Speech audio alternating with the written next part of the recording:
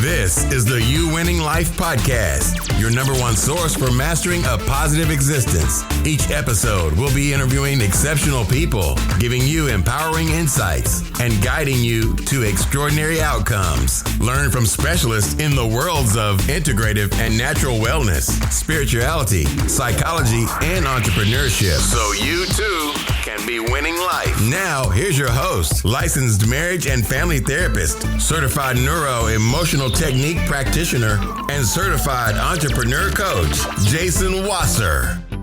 All right, everybody, welcome back. Today, I have an incredibly special guest. It's someone I met this past summer at Podcast Movement in Orlando. And one of the awesome things about the weekend was that this next guest actually spoke for one of his first times on a larger stage in front of, I would say there was probably about 200 people in the room at that time. And he's an entrepreneur. He is a podcast host. He is in this really awesome marriage with his wife, Crystal, who I had the pleasure of meeting 2 weeks ago on my How I Show Up retreat with my buddy Pablo. And I want to welcome Jeremy Segal to the podcast today. Yeah, thanks, Jason. I appreciate you having me here. I'm excited. Me too. So I know this is probably a long time coming. And since we're both on forced quarantine and we just came off this 2 week ago, week and a half ago, almost 2 weekends ago, retreat together. It's a lot of good stuff is buzzing around in both of our heads. Yeah, for sure. So before we go into some deeper dives on the things that I want to extract from your head, because I know you and I've had some really awesome conversations, just kind of give us a quick little background on where you've been and where you're hanging out right now, so people out there can get to know you a little bit. Sure.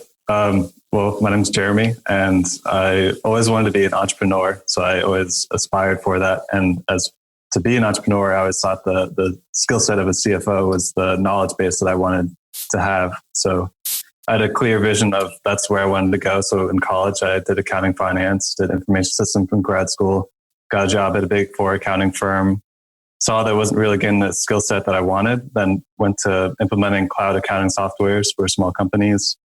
And then I got an opportunity to be a CFO of a company. It's 130 employees, where I oversaw the accounting, finance, HR, marketing, and IT departments. So I was doing that by age 25. And so at that time, I had done a couple of ventures before. I always bought and sold stuff. I was always entrepreneurial mindset. I never gave myself permission to be an entrepreneur. And so once I was CFO, gave myself permission, started a business, built a business, sold it, started another business, currently have it.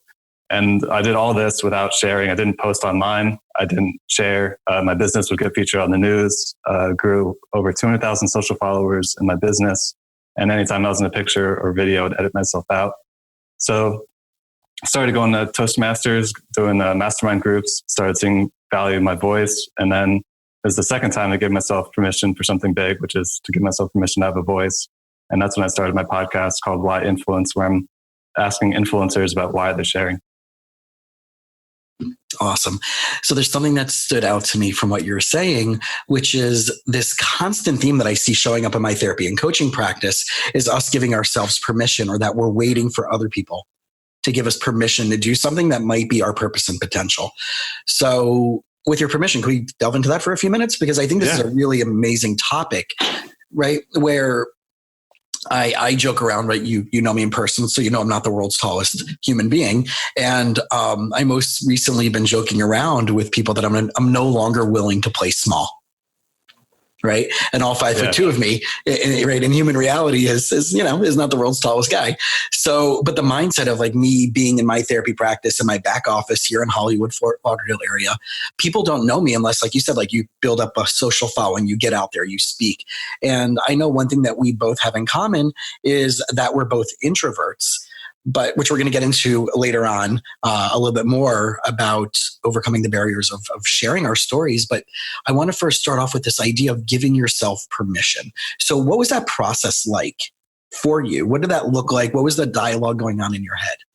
For the entrepreneurship, starting a business, giving your permission, it was like a mental block. Like before I started the business, after being a CFO, I had, back in elementary school, I was buying and selling things. In middle school, I would sell like golf balls off the shelves of Walmart. And that whenever they sold, I'd get my parents to drive me to Walmart to go ship them out, or, sell Pokemon cards. And then high school, buy and sell cars, or college, same thing. After college, when I was working at accounting firms, I, did a charm website, which I did with a friend. We got up to about $3,500 a month in sales just with these little charms for paracord bracelets. I sold masks, like Halloween masks. I got them into Halloween stores, sold them at comic conventions. I started a paint pigment brand, and I did all that, just with this mental block. Like I can't go big in it. I can't go all out because I'm waiting to get to the experience that I want. So I've just been aspiring to get to the CFO position and the knowledge and skill sets to get there. So it's acted like a mental block. And for the sharing part, I didn't even know it mattered that I wasn't sharing. To me, like I was just quiet. Like I didn't care to not share. I didn't see the value in it. I didn't really understand why other people cared that much to do it. So like first I had to build awareness for it because I lacked that. And then once I started realizing that there was value there, then I saw that the mental block was there. And then I had to intentionally pursue ways to overcome that. So not seeing value in yourself, right? And I wonder for people out there who are listening, where that shows up for them in their lives, where they have this like doubt or belief about themselves, right? Where they might see that they don't bring a particular skill set or a particular value, a particular emotional set of values to the table. So was there something that you remember like in your mind that like turned that light switch on for you that like allowed it to go from this self-doubt to being able to start putting yourself out there? Like, do you remember a memory? Do you remember a thought? Do you remember a feeling? Do you remember like, man, I'm done doing this? Was there anything like that went on for you? I don't know if it was a moment as much as just the whole journey. I mean, so I met my wife at the time girlfriend about 8 years ago. And the first gift she gave me for my birthday was a check to join Toastmasters. So like, if that just explains, like, I'm already not talking to other people. I don't text with people. I don't call people. If I'm not interacting with you in person, you're not hearing my voice or, interacting. And it took me 4 years to cash that check. So like, I didn't even see value in it. I didn't care. Like, but I kept the check. I was like, I'll do it one day. And at the same month, I joined a Toastmasters group and a mastermind group. And in the Toastmasters one, it gives you opportunities to stand in front of a small group and speak. So like, overcoming those just barriers and speaking in front of groups. And then the mastermind was more intimate, but I found that I could like help entrepreneurs get leaps in mindsets very quickly with short conversations and hold them accountable to the next steps that are necessary for them to take. So like the combination of speaking more and then seeing the value of my voice, I think just that whole journey. And then on top of that, like I've built and sold a business. And then when you sell a business, you start from scratch again. And then I built another business. I've got over 200,000 social followers that I built. And I just think when I sell that or liquidate it, I'm just starting from scratch again. And so like, I think that there's some value to have a personal brand that gets carried with you through the process. Right. And for those out there, right, to build a 200,000 follower list is not an easy job, right? If we're talking about like organic followers, we're talking about engagements, we're talking, and I know a lot of people out there, especially if you're in the social media world, that there's ways of getting people to follow you. But you're talking about like you had a dedicated community of people based on your interactions and your experiences from any of the businesses that you've had.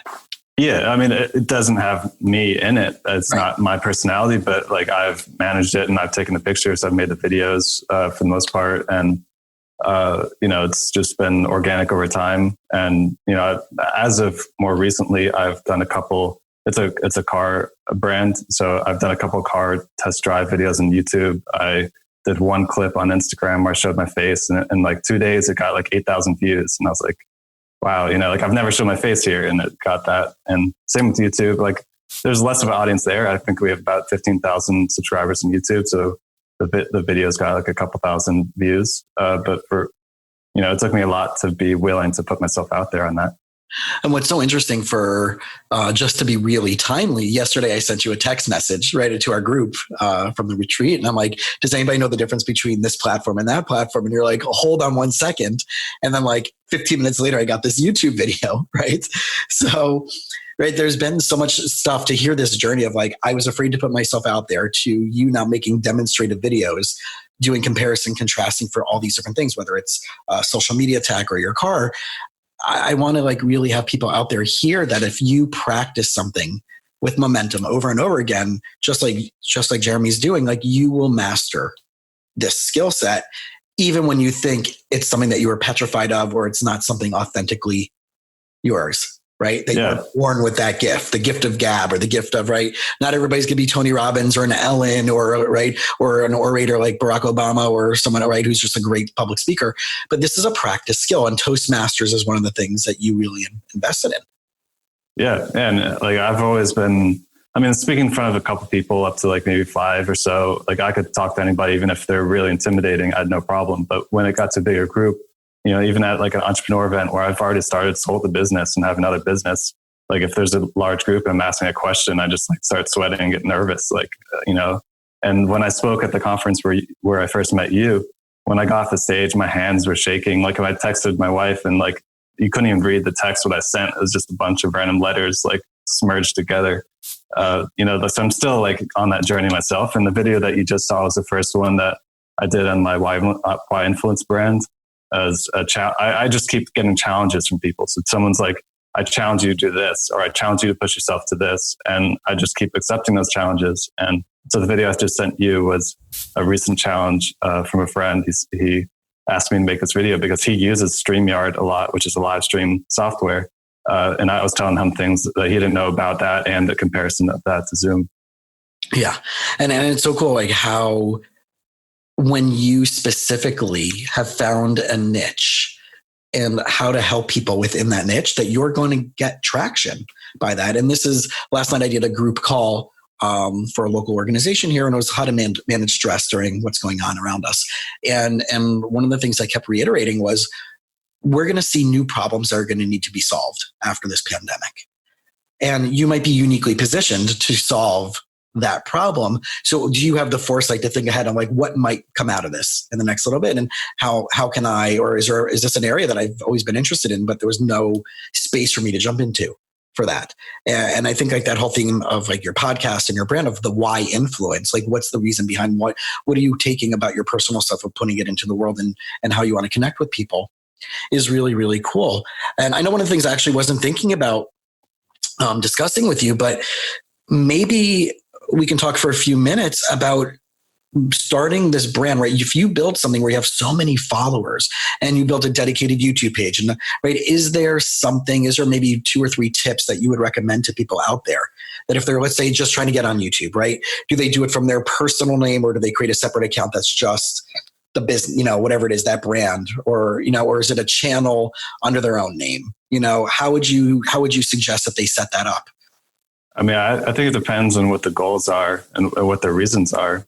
So that if they got a business and they're trying to build a business as a standalone entity, then it should be in the business. You know, if it's to build a personal brand and the business sort of tied to you personally, then I would consider either having it in the business name, but the business name being the same as you, or making it under you, so you don't have 2 separate things, because they're both basically the same thing. And I think that it's, you know, building a personal brand is pretty important. And that's part of the reason why I'm pushing myself to overcome a lot of these barriers, is to, you know, be able to do that.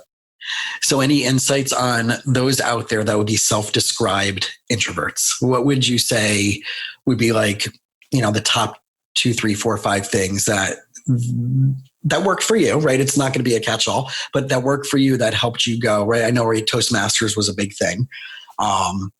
It also, you know, helps that, right, your wife is a public speaker, right? So yeah. I'm sure there was some good influence on that part. But what were some of the other things that you would say, like, guys, if you're listening to this and this resonates with you and you are an introvert, here's what you absolutely completely need to do? Yeah, I mean, I think that the first thing is just you need to get started and take action. And, you know, you can record videos and just do the videos, but never post them. You don't even have to watch them. You could literally just delete them after doing the video.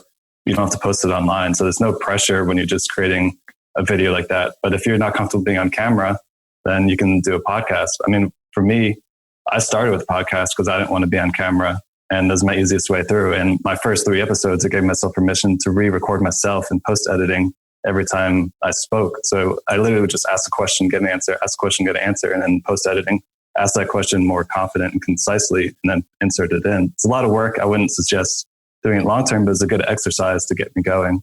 And in my episode 0 of the podcast, I suggested that people start with the most recent episodes so I don't have the pressure of people always looking back at my early ones. I can feel like, okay, they're going to jump to the more current stuff. So just like, I mean, there's endless things. I mean, I talk a lot about this on the podcast, so I don't mean to plug it, but like just checking out some of the episodes on my podcast. Like I ask everyone that I talk to about what kind of barriers they've overcome to share. And I've had people like Mark Metry who he would literally go in the street and just approach someone and ask them for what time it is. And he would do that to 10 people a day. And then the next day he would go to 10, or whenever he got comfortable with that, he'd go to 10 people and say, what time is it? And ask directions for somewhere that's clear nearby, even if he knew where it was. And so like this conditioning of getting out there and talking to people, there's lots of different methods you can do. But yeah, I guess that's what I think. So you said like, I don't really want to do a shameless plug for your podcast, but I'm going to do it right now. Guys, if you're listening and you're not driving, or you're at the next red light, as long as it's safe. And probably since no one's really driving anywhere right now anyway, if you're listening to this time when everybody's kind of on home quarantine, please download Why Influence. It's on every platform, right? It's on YouTube, right? YouTube.com/C///Why Influence, and subscribe, right? There's some really, really awesome episodes, some great, incredible conversations, exactly like Jeremy just described. So I'm going to take the opportunity to do a shameless plug for you while we're amidst this conversation. Well, another thing that comes up is like, just, you have to ignore the trolls or the people that are going to talk trash or talk negatively, because putting yourself out there is being vulnerable. And the people that are trash talking you are doing it because they're not vulnerable themselves. And if you keep pushing through it, I've found that, those people tend to grow out of that or go away. I talked to David Patterson. He's got a YouTube channel called That Dude in Blue. He's got over 1 million YouTube subscribers. And when he was first starting out, he created a car review video, posted it to his local car forum, and he got nothing but backlash from his entire community, that all the people he respected and loved, and all these people trash talking him. And so like he goes, fortunately, he talked to his dad about it. His dad's like, are you going to let these people stop you from doing what you want to do, and help push him through it? So he pushed through it, and now he's got a YouTube channel with over 1 million YouTube subscribers. So, you don't know, you just have to keep going and push through. Right. I mean, I think the best person who's really good at handling that is Gary Vee, because he gets like so many people who are haters, like, oh, you just like whatever, blah, blah, blah, blah, blah. And he's like, he just runs back at them with like mad empathy and like, right. And just like, sounds like you really need a hug, or what's going on in your world. Like he literally just positions himself into a place of like, one of the terms that we learned in my master's degree was that as a therapist, we should be one down. We should always one down ourselves to be asking the questions and not being the expert. And although we're experts in process, but we shouldn't be experts on a person's life. And that's why we should ask a lot of questions. But I think Gary Vee's amazing at that, of taking the one down position and being like, so what's really going on for you? Right? Exactly like you're saying, like these haters out there they don't have the balls to step up and put something out there themselves.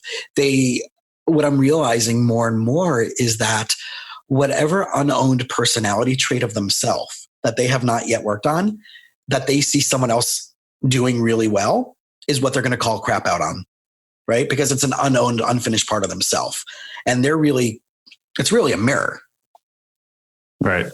Yeah. Right? I mean, I couldn't agree more. I mean, just the other day I talked to a guy, James Horton. He's got about 130,000 YouTube subscribers, about 175,000 Facebook. He's got 500,000 on TikTok. He's been tackling that hard, and he's got millions of downloads on his podcast. So this guy's been putting himself out there a lot. And he says, if you're not getting hate, you're not going big enough. Like, there's going to be people out there that hate on you. no matter what you do. So if you're not getting that, then just go bigger, because you're just trying to get to the point where you start getting that, Yeah, there's a great Grant Cardone clip. He was speaking at Nova Southeastern University, I'm assuming in the business school. Nova happens to be the school that I graduated from my master's from. And he was talking about like a 4-step process. And I'm assuming this is probably like within a year or two after the 10X rule came out, because it looks a little bit dated. And he was talking about the 4 steps of getting noticed. And he talked about, if you don't have haters, you're not doing a good enough job of putting yourself out there. And the story that he specifically told is that like he had a homeless guy come up to him, and the guy's like, you got a quarter, you got 50 cents. And he's like, no, I don't have a quarter. I don't carry that small, right? He wasn't being like arrogant or cocky, despite knowing Grant's personality, right? He's like, dude, stop asking for a quarter and stop asking for 50 cents. Ask for 100, right? Right. Don't shower. Don't change your clothes. That's part of your, right? That's part of your brand, right? You're homeless, but you're more likely to get a $20 bill or a $10 bill or a $5 bill if you ask for 100 than if you ask for a quarter, because ain't nobody carrying change around anymore. So don't do anything different. Just have a bigger ask. Yeah. Right. I like that. And it was like the most brilliant thing in the world. And I've been doing that a lot the last couple months. And whether it was sticking in my mind from when I first heard that speech or all the other people that have been influenced on me, is like, I share this with my clients all the time, especially when it comes to like giving yourself permission, right? That whole theme. And I always ask the question, and I'll ask it to you. And I believe I even asked it at the retreat. I said, what's the worst that can happen when you put a big ask out there? Right. So I'll answer that, but before we move on from the last one, I don't know why I didn't say it, but I think that the most important thing is to discover your why, because once you have a full enough why, then you're going to overcome all the barriers that come in your way for sharing. So if you like focus on, finding your why, then I think that, that helps a lot with, getting started and pushing through when stuff's in your way. Right. That's the essential motivation and focus. Right. For everything, not just because you're following a trend, but so going back to the question, right? Do you remember? I don't know if I'm pretty sure I said this, right? Like, what's the worst that can happen if you ask them, right? What was the typical answer? I mean, nothing. If you're not asking, like, you're going to get a no. Like, it's a guaranteed no. Right. So but people think that's the worst that can happen, is that they're going to get a no. But the actual worst that can happen by asking a big ask. Oh yeah, by asking, the worst that can happen is you get a no. The best is you get a yes. If you don't ask, the best is a no. Right. Right. Exactly. Right. And I kind of say it like the worst that can happen is they actually say yes, because then you have to scale up your skill level or your energy or your effort to now match the request, which means you're now you personally have to play at a different level. Yeah. And that's actually helped me a lot on my podcast journey, because I think my 4th guest on the podcast was a YouTuber with over 1 million subscribers. And this is before the podcast was live, before it was a thing. I had to get a couple of cans in the pipeline. So like I'm, this introverted person who's nervous about talking, but doing audio only podcasts because I don't want to put my face out there, and talking to, not just like a public speaker or someone that's, just doing small things. So this guy's like posting videos every day. He's a YouTuber. And so I'm just, surrounding myself by those people, but also like, willing to ask to get them on as well. Yeah. Right. So you have to be a little bit ballsy, or as they say in Yiddish, chutzpahdik. You have to a little chutzpah to have the audacity to ask. Yeah. And I remember like doing that. Like I remember like 3 or 4 months ago, I was like going around on like, someone said like, go on Amazon and look up books to be released that haven't been released yet, and see what books stand out to you that would be right and I really wish I remember where I heard that idea from. So I did, and I stumbled upon a bunch of really cool books, and I'm like, wow, this will be really cool, and it's coming out in like 3 months from now, 4 months from now. And I started going through them, and I started reaching out to the different authors of those books and saying, hey, would you like to be on my podcast? I know your book hasn't been released yet, but I saw it on Amazon. And like, I started getting yes after yes after yes, because who doesn't want, some good free publicity, to promote, right? And then all of a sudden, there was something on leadership. And then it led me to Howard Bihar's book. And Howard Bihar is the former international president of Starbucks. And his book was already out. It's not about the coffee, which I highly recommend to everybody. It's a easy read. It's basically based on the, I think what they call it, not their apron, but their can't remember the exact title, but like it was the principles they gave to each worker, but then he expanded on it. And I found his website. I dropped him an email, and within 15 minutes, he got back to me, which was absurd. Like, this is probably, of the people that I potentially could or have interviewed, probably the most successful person out there as far as when it comes to, not necessarily as far as his personal financials, but as far as like brand reputation. And in 15 minutes, he got back with a yes. So, again, that whole thing of like the worst that can happen is that they're going to say yes. And I'm like, holy crap, now I got to really be prepared. Right. I have to really read the book. I have to really watch this. And I got so much out of that process. I learned so much about servant leadership. And I know he's very connected with the whole John Mackey and Rand Stagen, that whole thing of conscious capitalism, which Starbucks is connected to, which I'm a big fan of in the first place. Having met Rand Stagen at my business finishing school conference, he's one of the guys who helped facilitate the merger between Whole Foods and Amazon. So really cool stuff. So let's get a little bit more into your podcast, because read that we met at Podcast Movement, which was my first conference ever, because I just started my podcast this past summer of 2019. I think I released episode 2 or 3 when you and I met. And I had no clue what I was doing, even though I'm used to having conversations with people. But I felt like such a fake and a phony showing up there. Like, I don't really have a podcast yet. I don't really have followers. Maybe they're like, I think I had like 40 or 50 or 60 people listening to my show at the time, And how many of those were people that like already knew me, right? They weren't like, which is cool that they would give me their time. And I'm really honored by that. But it wasn't like thousands and thousands and thousands, like all these people up on the stages we're talking about. So what's the origin of why influence, and why is that so important to you? So for me, I didn't even know it mattered to share. And then I figured it out. And then I had to take a long journey to start sharing. And basically, it's based around the fact that I've got all this entrepreneur experience, and I've been able to help so many people, especially one-on-one when I have these conversations. So I saw I've got all this hidden wisdom and knowledge inside me that nobody else has access to unless they talk to me one-on-one. And the idea of the podcast is to, help inspire other people to share their hidden knowledge and wisdom, because I felt like, if I was going to do something that could make a positive impact on the world, inspiring other people like me to start sharing their hidden knowledge is going to, raise the collective consciousness level of the human race, and essentially like help us like evolve faster, essentially. So I can like help move the needle a little bit if I can inspire you to, start sharing that hidden knowledge that you have that nobody else has. So did you always have that innate belief that everybody has something inside of them that, if poked and prodded and pushed a little bit, will unpackage that? Was that always there for you, or is that something that you kind of learned along your the whole unpackaging part I didn't think about before, but I did always believe that like anybody you meet is going to have something that's over you, in some kind of knowledge or wisdom aspect. And I've always, respected people in that regard, but I never really considered or thought about like, helping people extract that or pour that out, or just say like, hey, you should be sharing that, or, you need to be like, sending your message out there in a bigger way.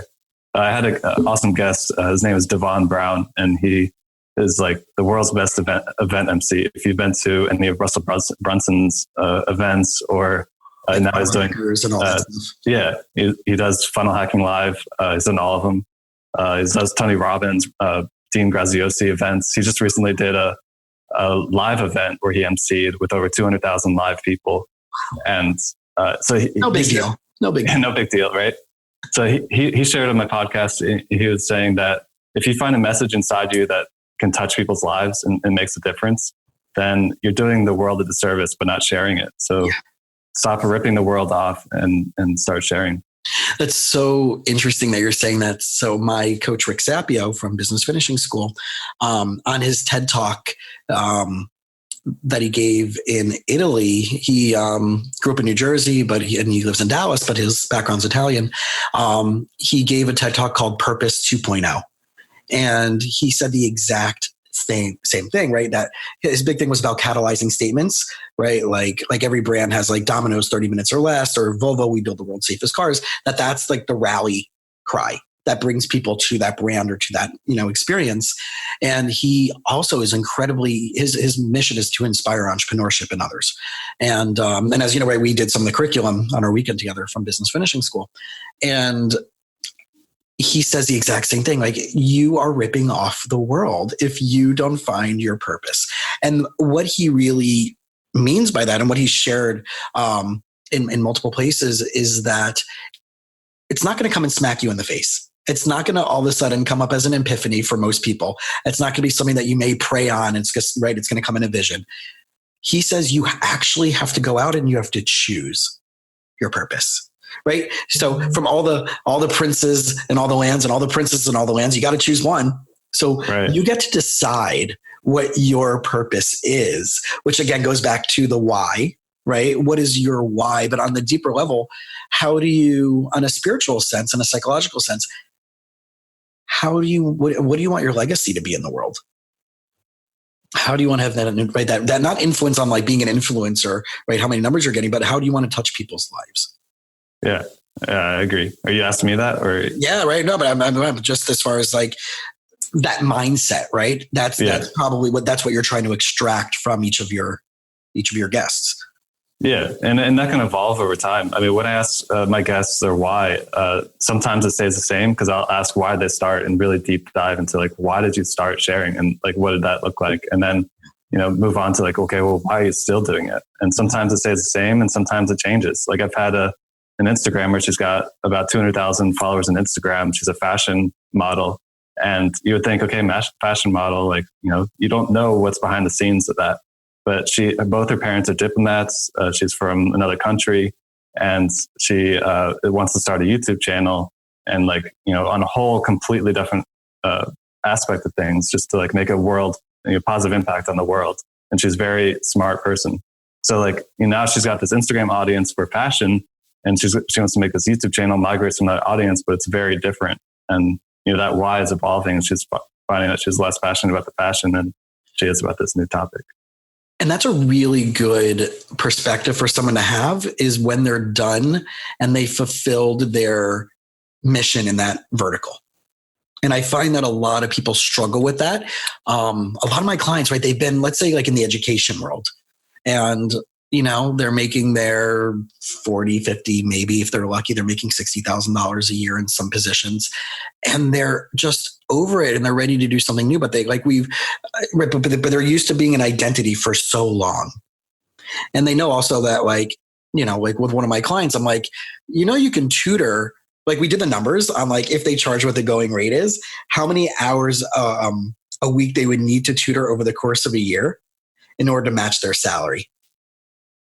And the numbers were astonishing, because they never put it into that context of, wait, so I only need to work an extra 15 hours a week to match my salary? And what happens if I just want to tutor and not, and just do that? And this pivot of how to think more creatively, even if you love what you're doing, but you don't want to be in that same stuck place anymore. And now we're seeing this, especially with the pandemic, of like what people are doing at home. There's someone I'm in Jesse Itzler's Build Your Life Resume program, Pablo, right? And someone just said like, I'm out of a job. I don't know what to do.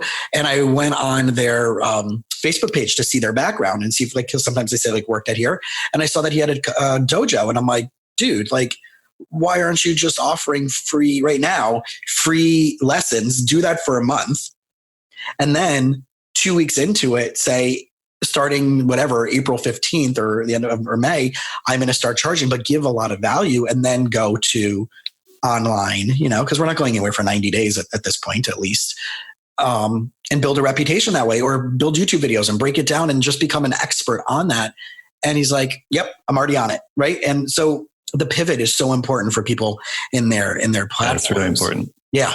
Yeah. So I want to kind of wrap up with this one last topic, which, I think is super cool, because I got to spend the whole weekend with you and your wife, Crystal, is that both of you are entrepreneurs. And I haven't really talked about this topic on my podcast yet, where I've had, people in relationships where either the husband or the wife are the entrepreneurs, and the other person might be doing, they might be working for someone, but they don't necessarily consider themselves an entrepreneur. What has been your personal experience and the pros and cons of having an entrepreneurial marriage? Well, one of the big cons that comes to mind is healthcare. You do not have very good healthcare options as an entrepreneur. And since you don't have a significant other giving you, their plan, you just sort of got to deal with what you can get access to. But on the plus sides, like, we're both live flexible lifestyles. We work from home most of the time. So that allows us to be able to travel more, Crystal does a lot of speaking. So sometimes I can go travel with her when she goes to speaking events, or if I'm traveling for business, she can travel with me, or we can take time off and disconnect. We can do things during the day when normally people are working. And then, you have a flexible style so you can avoid busy times. Some of the downsides are, it's hard to shut off sometimes. So as an entrepreneur, there's unlimited amount of work you can do. And just inherently, if you're an entrepreneur, you know that it's hard to shut off. It's not like a job where you can just like turn your phone off at the end of the day and just like call it. So when you have two people like that, sometimes like it gets into conversations a lot. And then I've up to this point been wary of getting the business together, because I feel like, if it's already hard to shut off as an entrepreneur, if you're both married and your business partners and working together on things, it's like, what at the dinner table, you're going to be like, oh, well, this client had this issue today. And, you're going to be constantly immersed in that world, and it's not going to, I'm worried that it wouldn't stop. So like, I've been wary at like how I'm helping, and she's the same. Like, we help each other from like a strategy standpoint, and we're very helpful with that. But as far as like execution wise, we try to keep things separate up to this point, at least. Overall, I like it. Yeah, what was really cool after the weekend that we were all together, you guys just like had your car ready, and you guys ended up camping for a couple of days after that, right? Yeah. So the mastermind that we did with you guys, like, we're already in North Carolina, so why not go a little bit, hang out there for a little bit. So we brought our tent with us, and even though they're weekdays, we both have flexible schedules. We can do whatever we want when we want. So we decided to go camping, and it's perfect timing because the world was ending at the time, or started to end, and we're out there, camping in tents in nature is pretty nice. Yeah. So from the retreat, from the How I Show Up retreat, was there any takeaways or insights or experiences that you feel like just stands out to you that you would like to share? I think it's definitely valuable to think about where you want to be. And the idea here was to where you're going to be in 10 years, and then try to be that person. So you have to put a lot of thought ahead of time, as far as, okay, well, this is where you're at now. Think big for 10 years. Okay, well, now think bigger than that, because you want to have something that's sort of like a stretch goal to aim for. So the preparation was useful. And then going there and being surrounded by people that are all thinking strategically and trying to help each other overcome maybe like mental barriers. Like, well, there's multiple times during the weekend that people are like, you're not thinking big enough. Like, this is what you're thinking, but you can accomplish that in 2 or 3 years. Like, you're not thinking 10 years out. And so I think that overall there's a lot of value to immerse yourself with a group of high caliber people that can think strategically and help push you much further. Yeah. Speaking of like high caliber, everybody was there. And like, this is mad shout out to like Pablo, right? Our good friend who curated this group of people for this weekend. And it was like just a great vibe of people who are really bringing a lot to the world. And what I loved even more is that we were not only able to just bring our business side to it, but we were able to bring our personal side to it as well, which, right, we were talking about a little bit ago about vulnerability and being able to show up on a different level. And I think that's like the mission that Pablo and I really want to create, right? That if you can't get to that deeper level on the psychological side for me and from the business and marketing side for him, that you're not going to really ever, grow and evolve both as a business and as a person. And I think that was so beautiful for me to see. One, like just the connection that everybody was able to get over the weekend. And we're still great. We have our WhatsApp group now, and we're now creating our Pablo and I are putting together the Facebook group, and we're going to have like a mastermind through it and all these other cool things that are going to happen in future retreats once everything settles down. So for people out there who definitely want more information about that, please hit me up on Instagram and send me a DM if you'd be interested in a future mastermind retreat up in the mountains of Asheville, North Carolina. But for me, like, I think one of the most powerful, like seeing you guys as a couple and seeing some layers coming off you guys over the course of the weekend, while enjoying like the connection that you guys have, because you're really cute. And, both of you. And it was really sweet to see an entrepreneurial couple together. So I really wanted to thank you for being part of that. And I was so excited when Pablo told me that you guys were coming. So I was super excited about that. So I just want to give a final plug. So I know we mentioned, so they can follow you where? Like, what are all the different places they can track you down? Everything's at Y Influence. So Instagram, Facebook, Twitter, everything's at Y Influence. Podcast is my main thing, but it's also on YouTube. I do a live stream podcast interviews now. So they're video and live streamed. So I'd say YouTube if you care to watch it or have it on video, or the podcast if you want it on audio only. But it's just Y Influence Podcast by Jeremy Segal. And it's yinfluence.com, yinfluence@gmail if you want to email me. Everything at Y Influence. WHY. I need to clarify that. WHY. WHY. Right. Super, super, super simple, super streamlined. So guys, like if you're listening to this, and you got any value out of this episode, which I'm assuming you will, especially those introverts out there, right? You guys have already heard my story. I'm sure you've heard me talk about how my public speaking, I would rather get an F than stand in front of people back in the day. And doing this now at 41 is like mind blowing for me, reflecting back on where I was in like elementary school and having to do a presentation in class and literally taking the F instead of getting up in front of 20, 30 people.